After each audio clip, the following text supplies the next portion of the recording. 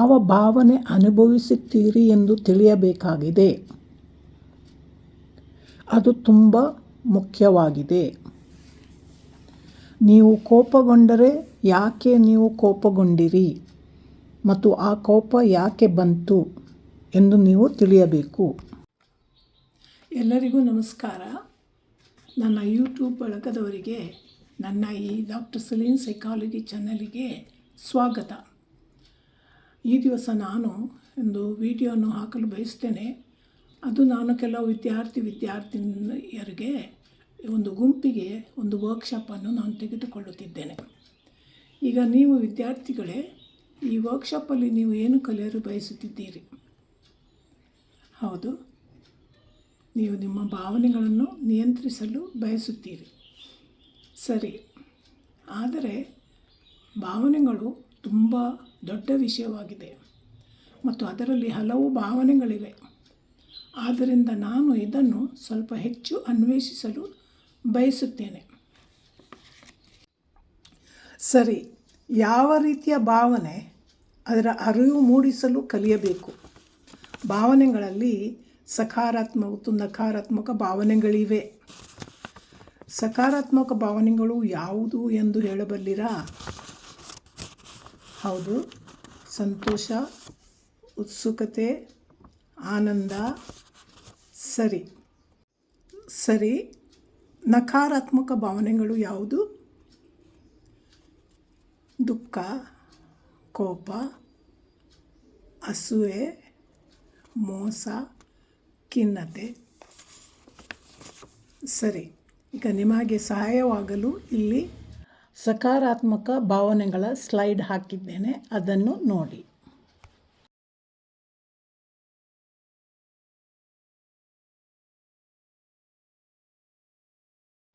ಈಗ ನಕಾರಾತ್ಮಕ ಭಾವನೆಗಳು.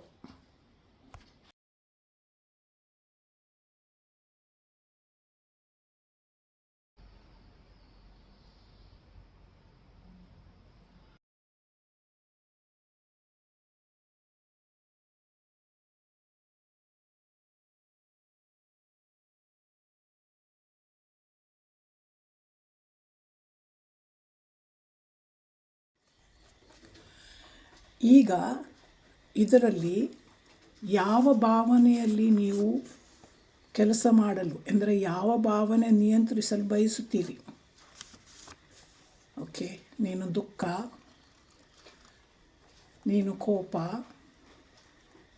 ನೀನು ನಿರಾಸೆ. ಆಯಿತು, ಈಗ ಎಷ್ಟು ಮಂದಿ ಕೋಪವನ್ನು ನಿಯಂತ್ರಿಸಲು ಬಯಸುತ್ತೀರಿ? ಕೈ ಮೇಲೆ ಹಾಕಿ. ಸರಿ, ಹಲವರು ಇದ್ದಾರೆ. ಆದ್ದರಿಂದ ನಾವು ಈ ಹೊತ್ತು ಕೋಪದ ಮೇಲೆ ಹೇಗೆ ನಿಯಂತ್ರಣ ತರುವುದು ಎಂಬುದರಲ್ಲಿ ಕೆಲಸ ಮಾಡುವ, ಅಂದರೆ ಅದರ ವಿಷಯವಾಗಿ ನಾವು ಮಾತಾಡುವ ಮತ್ತು ಕೆಲವು ಚಟುವಟಿಕೆ ಮಾಡುವ. ಈಗ ನಿಮಗೆ ಕೋಪ ಬಂದ ಒಂದು ಸನ್ನಿವೇಶವನ್ನು ಯೋಚಿಸಿ. ಏನಾಗ್ತದೆ? ನೀವು ಕೋಪಗೊಂಡಾಗ ಏನಾಗ್ತದೆ? ಹೌದು, ನೀವು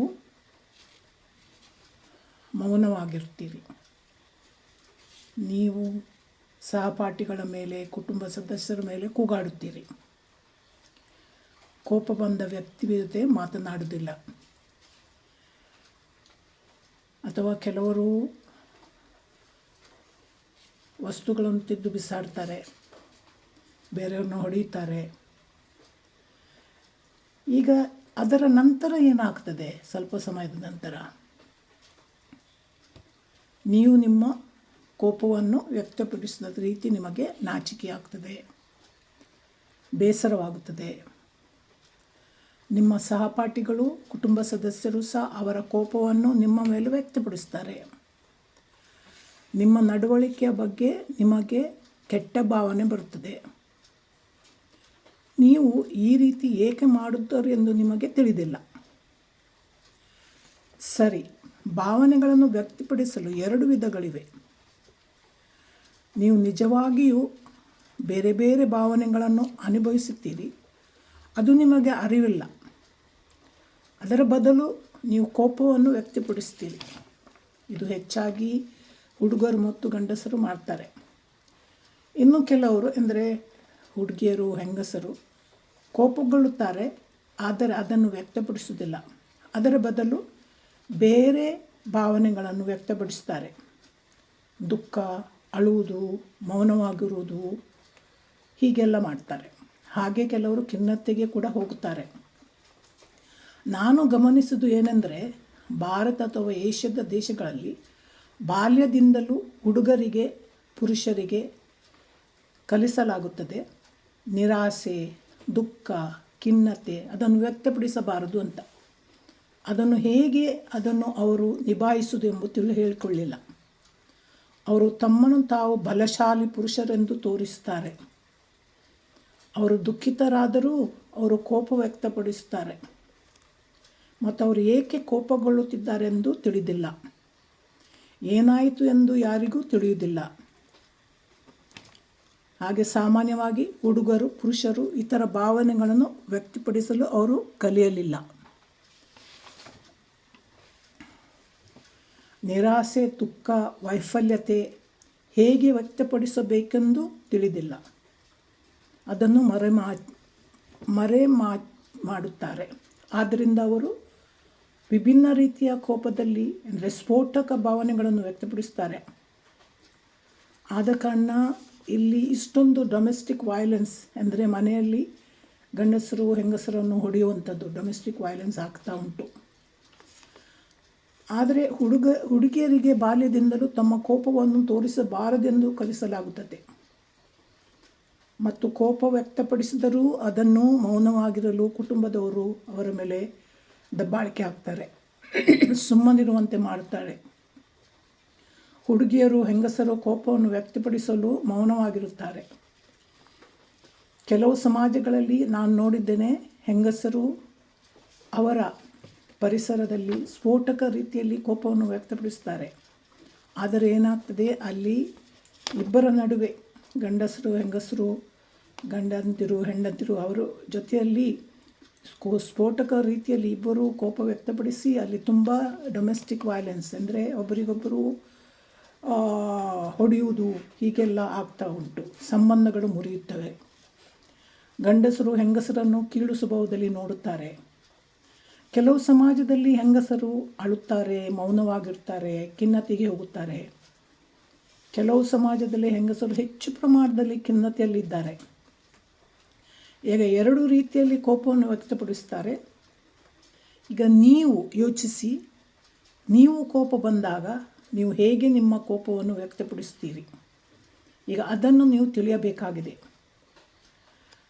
ನಿಜವಾಗಿ ನಿಮ್ಮ ಕೋಪವನ್ನು ವ್ಯಕ್ತಪಡಿಸ್ತೀರಾ ಅಥವಾ ಇತರ ಭಾವನೆಗಳನ್ನು ವ್ಯಕ್ತಪಡಿಸ್ತೀರಾ? ಹೆಚ್ಚಾಗಿ ಹುಡುಗಿಯರು, ಹೆಂಗಸರು. ಇನ್ನು ಹುಡುಗರು ಕೋಪವನ್ನು ಸ್ಫೋಟಕ ರೂಪಿಯಲ್ಲಿ ವ್ಯಕ್ತಪಡಿಸುತ್ತೀರಾ?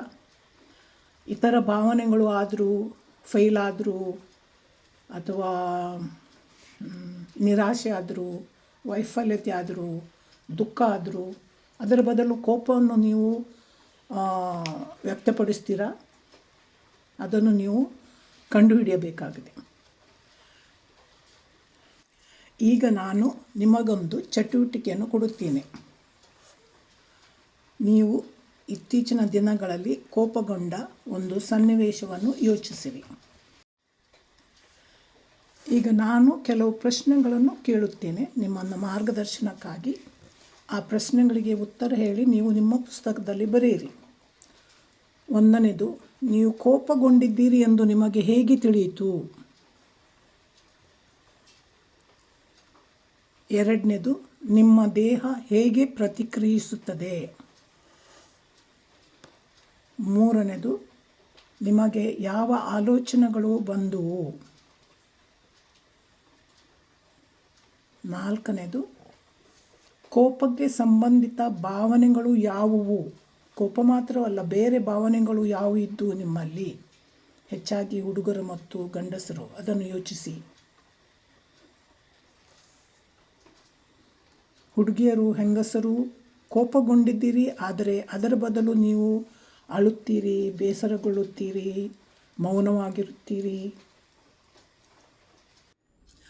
ಆರನೇದು, ನೀವು ದುಃಖಿತರಾಗಿದ್ದೀರಿ, ಬೇಸರಗೊಂಡಿದ್ದೀರಿ, ಆದರೆ ಕೋಪವನ್ನು ವ್ಯಕ್ತಪಡಿಸುತ್ತೀರಿ. ಇದು ಹೆಚ್ಚಾಗಿ ಗಂಡಸರು, ಹುಡುಗರು ಮಾಡೋದು. ಏಳನೇದು, ನೀವು ಅನುಭವಿಸುವ ಭಾವನೆಗೆ ನೀವು ಮುಖವಾಡ ಹಾಕುತ್ತೀರಾ. ಅಂದರೆ ನೀವು ಏನು ಭಾವನೆ ಅನುಭವಿಸ್ತೀರಿ ಅದರ ಬದಲು ಬೇರೆ ಭಾವನೆಯನ್ನು ನೀವು ವ್ಯಕ್ತಪಡಿಸುತ್ತೀರಾ. ಎಂಟನೇದು, ನಿಮ್ಮ ಕೋಪವನ್ನು ನೀವು ಹೇಗೆ ನಿರ್ವಹಿಸುತ್ತೀರಿ.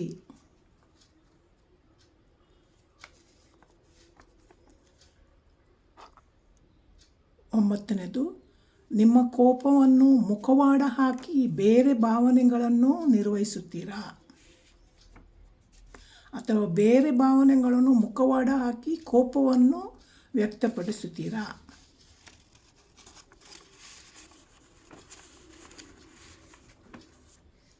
ಸರಿ, ಈಗ ನಾನು ಇನ್ನೊಂದು ಚಟುವಟಿಕೆ ಕೊಡುತ್ತೇನೆ.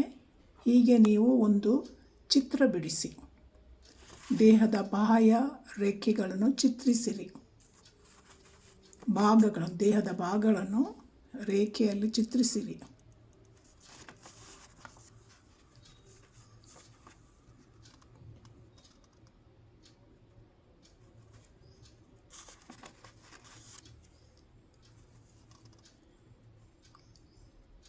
ಅದರ ನಂತರ ನಿಮ್ಮ ದೇಹದಲ್ಲಿ ನೀವು ಎಲ್ಲಿ ನಿಮ್ಮ ಕೋಪವನ್ನು ಅನುಭವಿಸುತ್ತೀರಿ ಅದನ್ನು ಕೆಂಪು ಶಾಯಿಯಲ್ಲಿ ಗುರುತಿಸಿ. ಇಲ್ಲಿ ಒಬ್ಬರು ಗುರುತಿಸಿದ್ದಾರೆ.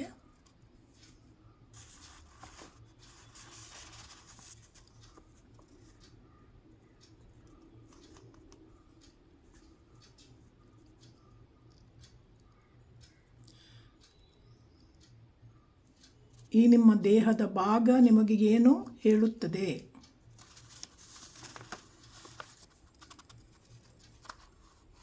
ನಿಮ್ಮ ವೈಯಕ್ತಿಕ ಸಂದೇಶಗಳು ಯಾವುವು ಎಂದು ತಿಳಿಯಿರಿ.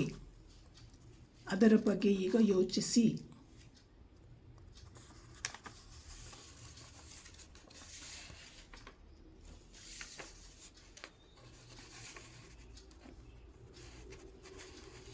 ಸರಿ, ಈಗ ನೀವು ಪ್ರತಿಯೊಬ್ಬರು ಒಬ್ಬೊಬ್ಬರಾಗಿ ಬಂದು ಇದರ ಮೇಲೆ ಕೆಂಪು ಶಾಯಿಯಲ್ಲಿ ನೀವು ನಿಮ್ಮ ಪುಸ್ತಕದಲ್ಲಿ ಏನು ಗುರುತಿಸಿದ್ದೀರಿ ಅದು ಇಲ್ಲಿ ಗುರುತಿಸಿ.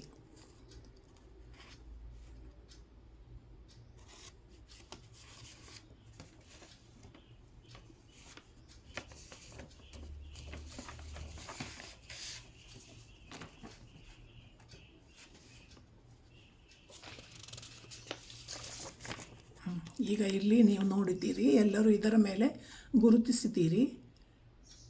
ಆದರೆ ಇದು ಏನು ನೋಡುತ್ತೀರಿ ನೀವು ಇದರಲ್ಲಿ? ಕೆಲವರು ಒಂದೇ ಕಡೆ ಗುರುತಿಸಿದ್ದಾರೆ ಅಲ್ವಾ? ಕೆಲವು ತಲೆಯಲ್ಲಿ, ಕೆಲವರು ಹೃದಯದಲ್ಲಿ, ಕೆಲವರು ಹೊಟ್ಟೆಯಲ್ಲಿ, ಕೆಲವರು ಹೀಗೆ. ಆದರೆ ಎಲ್ಲರೂ ಒಂದೇ ಕಡೆಯಲ್ಲಿ ಮಾಡುವುದಿಲ್ಲ, ಬೇರೆ ಬೇರೆ ಕಡೆಯಲ್ಲಿ ಕೋಪವನ್ನು ವ್ಯಕ್ತಪಡಿಸುತ್ತಾರೆ. ಹೌದು, ನೀನು ಎಲ್ಲಿ ಮಾಡಿದ್ದಿ? ತಲೆಯಲ್ಲಿಯಾ, ಹೊಟ್ಟೆಯಲ್ಲಿಯಾ? ಹೌದು, ಹುಡುಗಿಯರು ಹೆಚ್ಚಾಗಿ ಹಾಗೆ ಮಾಡುತ್ತಾರೆ.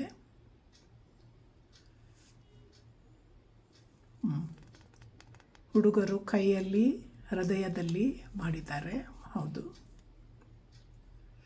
ಈಗ ಇದರಲ್ಲಿ ನೀವು ಹೌದು, ಒಬ್ಬರು ಇಡೀ ದೇಹಕ್ಕೆ ಹಾಕಿದ್ದಾರೆ, ಇನ್ನೊಬ್ಬರು ಮುಖಕ್ಕೆ ಹಾಕಿದ್ದಾರೆ, ಇಬ್ಬರು ಕಾಲಿಗೆ ಹಾಕಿದ್ದಾರೆ. ಈ ವ್ಯತ್ಯಾಸವನ್ನು ನೀವು ನೋಡುತ್ತೀರಿ. ಈಗ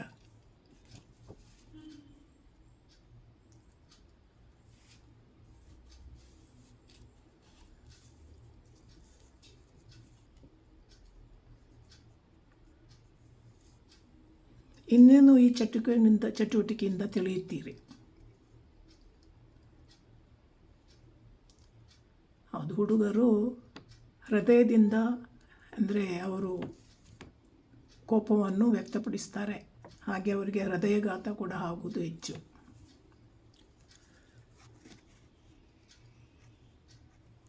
ಈಗ ನಾನು ಕೆಲವು ಪ್ರಶ್ನೆಗಳನ್ನು ಕೇಳುತ್ತೇನೆ, ಅದಕ್ಕೆ ಉತ್ತರವನ್ನು ನಿಮ್ಮ ಪುಸ್ತಕದಲ್ಲಿ ಬರೆಯಿರಿ.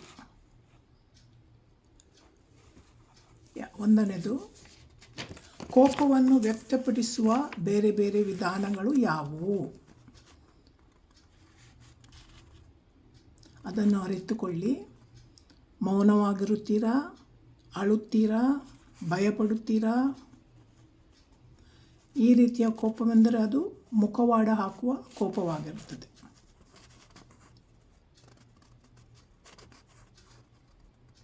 ಅಥವಾ ನೀವು ಇದೇ ಬೇಕು ಅದೇ ಬೇಕೆಂದು ಹಠ ಮಾಡುತ್ತೀರಾ? ಅದು ಒಂದು ಸ್ಫೋಟಕ ಕೋಪವಾಗಿದೆ. ಹೌದು, ನೀವು ಮಕ್ಕಳಲ್ಲಿ ನೋಡಬಹುದು, ಅವರು ಹೀಗೆ ಹಠ ಮಾಡುತ್ತಾರೆ, ಅದು ಬೇಕು ಇದು ಬೇಕು ಅಂತ. ಅದು ಸ್ಫೋಟಕ ಕೋಪ ಆಗುತ್ತೋ. ದೊಡ್ಡವರಾದ ಮೇಲೆ ಕೂಡ ಹಾಗೇ ರೀತಿಯಲ್ಲಿ ಅವರನ್ನು ದೊಡ್ಡವರು ಕೂಡ ಕೇಳ್ತಾರೆ, ಹೀಗೆ ಬೇಕು ನನಗೆ ಅದೇ ಬೇಕು ಅಂತ. ಅಥವಾ ನಿಮ್ಮ ಕೋಪವನ್ನು ದೈಹಿಕವಾಗಿ ವ್ಯಕ್ತಪಡಿಸ್ತೀರಾ? ಯಾರನ್ನಾದರೂ ಹೊಡೆಯುತ್ತೀರಾ? ವಸ್ತುಗಳನ್ನು ಬಿಸಾಡುತ್ತೀರಾ? ದೈಹಿಕವಾಗಿ ಯಾರನ್ನಾದರೂ ನೋಯಿಸುತ್ತೀರಾ? ಇಂತಹ ಸ್ಫೋಟಕ ಕೋಪ ಬೇರೆಯವರನ್ನು ಕೊಲ್ಲಲು ಕಾರಣವಾಗಬಹುದು. ಅಥವಾ ಕೋಪದಿಂದ ಬೈಯುತ್ತೀರಾ? ಇದನ್ನೆಲ್ಲ ನೀವು ಅರಿತುಕೊಳ್ಳಿ.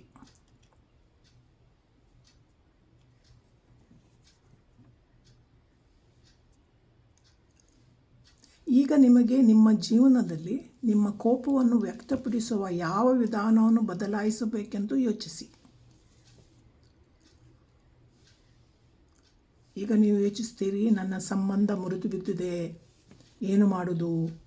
ಅದರ ಬದಲು ನಾನು ಏನು ಮಾಡಬೇಕು? ಈ ಬದಲಾವಣೆಯನ್ನು ನೀವು ಹೇಗೆ ಪಡೆಯಬಹುದು? ನಿಮ್ಮ ಕೋಪ ನಿಮ್ಮ ಸಂಬಂಧಗಳಲ್ಲಿ ತೋರಿಸಲಾಗುತ್ತದೆ. ನಿಮ್ಮ ಸಂಬಂಧಗಳಲ್ಲಿ ನಿಮ್ಮ ಕೋಪ ಹೇಗೆ ಕಾಣಿಸಿಕೊಳ್ತದೆ? ಇದರ ವಿಷಯವಾಗಿ ಇನ್ನೊಂದು ವಿಡಿಯೋದಲ್ಲಿ ನಾನು ಹೆಚ್ಚಾಗಿ ವಿವರಿಸುತ್ತೇನೆ. ಈಗ ಮುಕ್ತಾಯಗೊಳ್ಳುವ ಮೊದಲು ಇನ್ನೊಂದು ಚಟುವಟಿಕೆ ಇದೆ. ಅಂದರೆ ಈಗ ನಿಮ್ಮಲ್ಲಿ ಈ ಕೋಪ ಇದ್ದದ್ದನ್ನು ನೀವು ಅದನ್ನು ಈಗ ತೆಗೆಯಬೇಕು. ಈಗ ಒಂದು ಕಾಗದದ ಹಾಳೆಯನ್ನು ತೆಗೆದುಕೊಳ್ಳಿ, ಪುಸ್ತಕದಲ್ಲಿ ಅಲ್ಲ. ನೀವು ಕೋಪಗೊಂಡ ವ್ಯಕ್ತಿಯ ಬಗ್ಗೆ ಯೋಚಿಸಿ, ಆ ಸನ್ನಿವೇಶವನ್ನು ಯೋಚಿಸಿ. ಆ ಸನ್ನಿವೇಶದಲ್ಲಿ ನಿಮಗೆ ಕೋಪ ಬಂದಿದೆ, ನೀವು ಮೌನವಾಗಿರ್ಬೋದು, ಅಥವಾ ನೀವು ಆಳುತ್ತಿರ್ಬೋದು, ಅಥವಾ ಕೋಪದಿಂದ ಸ್ಫೋಟಕ ಕೋಪಗೊಂಡಿರ್ಬೋದು ಆ ವ್ಯಕ್ತಿಯ ಮೇಲೆ. ಇದನ್ನೆಲ್ಲ ಯೋಚಿಸಿ. ಈಗ ಆ ಹಾಳೆಯಲ್ಲಿ ಆ ವ್ಯಕ್ತಿಯನ್ನು ಸಂಬೋಧಿಸಿ ನೀವು ಬರೆಯಿರಿ. ಅಂದರೆ ನನ್ನ ಪ್ರೀತಿ ಅಂತ ಬರೀಬೇಡಿ, ನೀನು ಅಸಹ್ಯವಾದ ಸಹಯೋಗಿ, ಹೀಗೆ ಏನಾದರೂ ಹಾಗೆ ಬರೆಯಿರಿ. ಈಗ ನಿಮಗೆ ಬಂದ ಕೋಪವನ್ನು ಎಲ್ಲ ನಿಮ್ಮ ಮಾತಿನಲ್ಲಿ ಅದರಲ್ಲಿ ಬರೆಯಿರಿ. ನಿಮ್ಮ ಮನಸ್ಸಿಗೆ ಬಂದದ್ದನ್ನು ಎಲ್ಲ ಆ ಹಾಳೆಯಲ್ಲಿ ಬರೆಯಿರಿ. ಈಗ ನಾನು ನಿಮಗೆ 10 ನಿಮಿಷ ಕೊಡುತ್ತೇನೆ.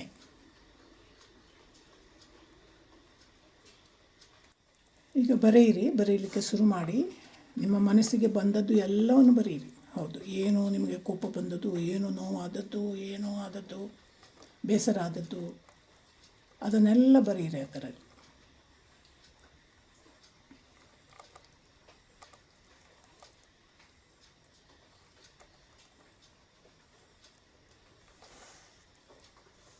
ನೀವು ಹೀಗೆ ಮಾಡಿದ್ದಿ, ಹೀಗೆ ಹೇಳಿದ್ದಿ, ಹಾಗೆಲ್ಲ ಬರೆಯಿರಿ. ಮನಸ್ಸಿನಲ್ಲಿ, ನಿಮ್ಮ ಮನಸ್ಸಿನಲ್ಲಿ ಇದ್ದದನ್ನೆಲ್ಲ ಬರೆಯಿರಿ.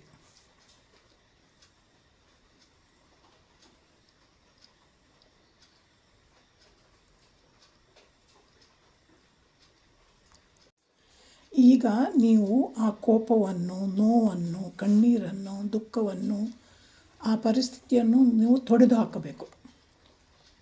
ಅದೆಲ್ಲವನ್ನು ಈಗ ನೀವು ಬರೆದದ್ದನ್ನೆಲ್ಲ ಹರಿದು ಹಾಕಿ. ನಿಮ್ಮ ನಕಾರಾತ್ಮಕ ಅನುಭವ, ಕೋಪ, ಆ ವ್ಯಕ್ತಿ ಎಲ್ಲವನ್ನು ಇದು ಹರಿದು ಹಾಕಿ. ಈಗ ನಾವು ಆ ಕಾಗದದ ಚೂರುಗಳನ್ನು ಸುಡುತ್ತೇವೆ. ಅದನ್ನು ಬೆಳಗಿಸಿ, ಅಲ್ಲಿ ಇಟ್ಟಿದ್ದೇನಲ್ಲ ಆ ಕ್ಯಾಂಡಲನ್ನು ಬೆಳಗಿಸಿ, ಆ ಹಣತೆಯನ್ನು ಬೆಳಗಿಸಿ. ಈಗ ಒಬ್ಬೊಬ್ಬರಾಗಿ ಹೋಗಿ ನಿಮ್ಮ ಕೈಯಲ್ಲಿದ್ದ ಆ ಚೂರುಗಳನ್ನು ಅದರಲ್ಲಿ ಸುಟ್ಟು ಹಾಕಿ. ಹಾಗೂ ನಿಮ್ಮಲ್ಲಿದ್ದ ಎಲ್ಲ ಆ ದುಃಖ, ಆ ಕೋಪ, ಆ ನಿರಾಶೆ ಎಲ್ಲವನ್ನು ಅದರಲ್ಲಿ ಸುಟ್ಟು ಹಾಕಿ. ಒಬ್ಬೊಬ್ಬರಾಗಿ ಹೋಗಿ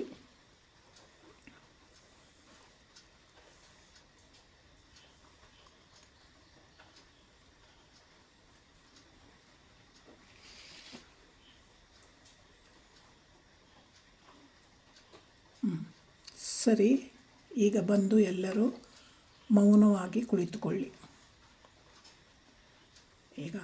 ಈಗ ನೀವು ನಿಮ್ಮ ಈ ಶ್ವಾಸವನ್ನು ತೆಗೆದುಕೊಳ್ಳುವ ಆ ಚಟುವಟಿಕೆ, ಈಗ ಉಸಿರಾಟದ ವ್ಯಾಯಾಮವನ್ನು ಮಾಡಿ, ಆ ಧ್ಯಾನವನ್ನು ಮಾಡಿ. ನಾನು ನನ್ನ ಮೊದಲಿನ ವಿಡಿಯೋದಲ್ಲಿ ಕೊಟ್ಟಿದ್ದೇನೆ, ಅದನ್ನು ನೋಡಿ ಅದನ್ನು ಮಾಡಿ. ಇಲ್ಲಿ ನಾನು ಪುನರಾವರ್ತಿಸುವುದಿಲ್ಲ. ಹಾಗೂ ಅಲ್ಲಿ ನಾನು ಕೊಟ್ಟ ವಿಡಿಯೋದಲ್ಲಿ, ಮೊದಲಿನ ವಿಡಿಯೋದಲ್ಲಿ ಸಕಾರಾತ್ಮಕ ದೃಢೀಕರಣ ಕೂಡ ಇವೆ. ಆ ಇಡೀ ವಿಡಿಯೋದಲ್ಲಿ ಮೊದಲು ಉಸಿರಾಟದ ಧ್ಯಾನ ಉಂಟು ಮತ್ತು ಸಕಾರಾತ್ಮಕ ದೃಢೀಕರಣ ಉಂಟು. ನೀವು ಇದನ್ನೆಲ್ಲ ಮಾಡಬೇಕು. ಆ ಕೋಪದ ಚಟುವಟಿಕೆ ಆದಮೇಲೆ ಇದನ್ನು ನೀವು ಮಾಡಿದರೆ ನಿಮ್ಮಲ್ಲಿ ಸಕಾರಾತ್ಮಕ ಮನೋಭಾವ ಬರ್ತದೆ ಮತ್ತು ನಿಮ್ಮಲ್ಲಿ ನಿಮ್ಮ ಕೋಪವನ್ನು ನೀವು ಅದನ್ನು ನಿಯಂತ್ರಣದಲ್ಲಿ ತರಲಿಕ್ಕೆ ನಿಮಗೆ ಆಗ್ತದೆ. ಅದಕ್ಕೆ ನೀವು ಇದನ್ನು ಮಾಡಿ. ಈಗ ನಾವು ಇನ್ನೊಂದು ವಿಡಿಯೋದಲ್ಲಿ ನಾವು ಭೇಟಿಯಾಗೋಣ.